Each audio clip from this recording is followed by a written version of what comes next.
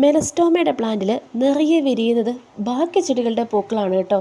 അതെങ്ങനെയാണെന്നല്ലേ, വേറെ ഒന്നല്ലെന്നേ, പ്ലാന്റ് മെലസ്റ്റോമയാണ്. ഒരു താങ്ങ് കിട്ടിയിട്ടുണ്ടെങ്കിൽ പിന്നെ നമ്മൾ ബാക്കി പടരാനുള്ള ചെടികളെല്ലാം അതിലേക്ക് വിടാമല്ലോ. അങ്ങനെ ഒന്ന് രണ്ട് ഇനം മോർണിംഗ് ഗ്ലോറി ഉണ്ട്, പിന്നെ ഒന്ന് രണ്ട് കളേഴ്സ് നമ്മുടെ ബ്ലാക്ക് ഹെഡ് സൂസൻ്റെ പ്ലാന്റ് ഉണ്ട്. എല്ലാം എന്താ ഈ മെലസ്റ്റോമയിലേക്കാണ് കേട്ടോ ഞാൻ പടർത്തി വിട്ടിരിക്കുന്നത്. ബ്ലാക്ക് ഹെഡ് സൂസൻ്റെ സീഡ്സൊക്കെ ചിലപ്പോൾ ഒക്കെ കളക്ട് ചെയ്ത് വയ്ക്കും, പക്ഷെ മഴക്കാലത്ത് പൊതുവെ കളക്ട് ചെയ്ത് വെക്കാറില്ല കേട്ടോ. കാരണം അതിൽ നിന്ന് തന്നെ ചിലപ്പോൾ ഒക്കെ മുളച്ചു തുടങ്ങാറുണ്ട്. ഇന്നത്തെ വിഷയം അതൊന്നും അല്ല കേട്ടോ. മെലസ്റ്റോമ എങ്ങനെ പുതിയ പ്ലാന്റുകൾ ഉണ്ടാക്കാം എന്നുള്ളത്, അതിൻ്റെ ഏറ്റവും തളിരായിട്ടുള്ള ഇതുപോലത്തെ തളർത്ത കുഞ്ഞു കുഞ്ഞു കമ്പുകൾ വെച്ചാൽ മതി കേട്ടോ. പക്ഷേ ഞാനങ്ങനെ വെച്ചിട്ടുണ്ട്, എനിക്ക് 3-4 പ്ലാന്റുകൾ സക്സസ് ആയിട്ട് കിട്ടിയിട്ടുണ്ട് കേട്ടോ. അപ്പം നമുക്കൊന്നൂടെ ഒന്ന് ട്രൈ ചെയ്ത് നോക്കാമല്ലേ. ഇത് നമ്മുടെ മോർണിംഗ് ഗ്ലോറിയുടെ സീഡാണ് കേട്ടോ. ചിലതൊക്കെ മുളച്ച് തുടങ്ങിയിട്ടുണ്ട്. അപ്പോൾ എൻ്റെ കയ്യിലുള്ള മെലസ്റ്റോമയിൽ നിന്ന് ഏറ്റവും നല്ല ഹെൽത്തി ആയിട്ടുള്ള കുറച്ച് തളിരായിട്ടുള്ള കമ്പുകൾ നമ്മൾ ഇതുപോലെ നിന്ന് എടുക്കുന്നുണ്ട് കേട്ടോ.